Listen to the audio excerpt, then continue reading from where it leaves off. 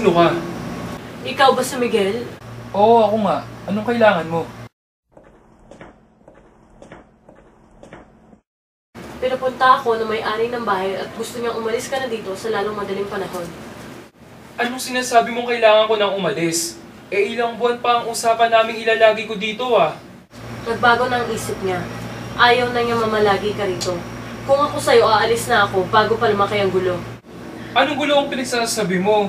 Wala naman akong ginagawang masama. Naninirahan lang ako dito. Konting buwan lang naman ang hinihingi ko. Pagkatapos nun, kung saan akong aalis dito. Hindi mo naiintindihan ang sitwasyon ng may-ari ng bahay na tinitirahan mo. Anong hindi maintindihan? Malinaw ang usapan namin.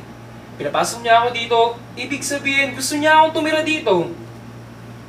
Uulitin ko, kailangan mo nang umalis.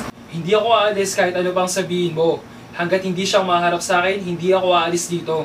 Binabalaan kita ngayon pa lang. Hindi mo ako matatakot. Hindi ako aalis dito. Sa pag-alis mo, hindi ka lang sa kanya makakatulong, pati na rin sa akin. Bakit kailangan ako magsakripisyo? Bakit hindi nila ako hayaang manatili dito? Maikling panahon lang naman ang kailangan ko, di ba?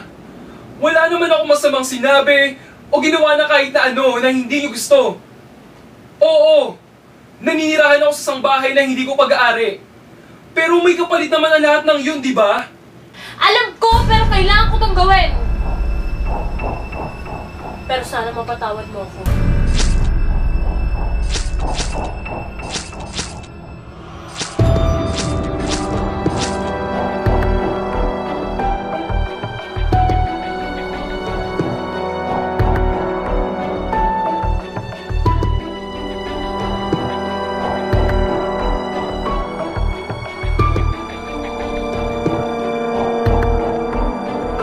Bakit, Inay?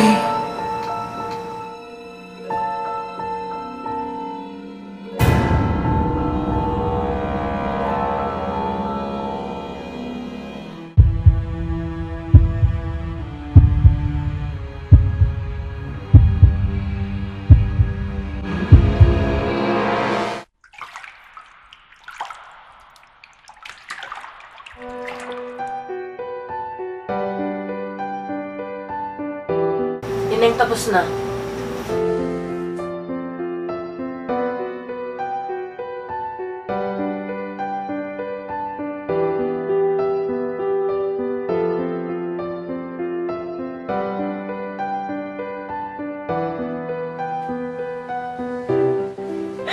Tulad mo sana ako, anak.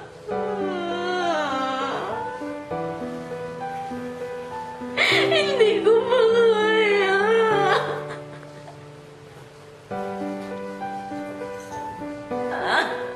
Kaya kailangan kong gawin to. Patawanan ako.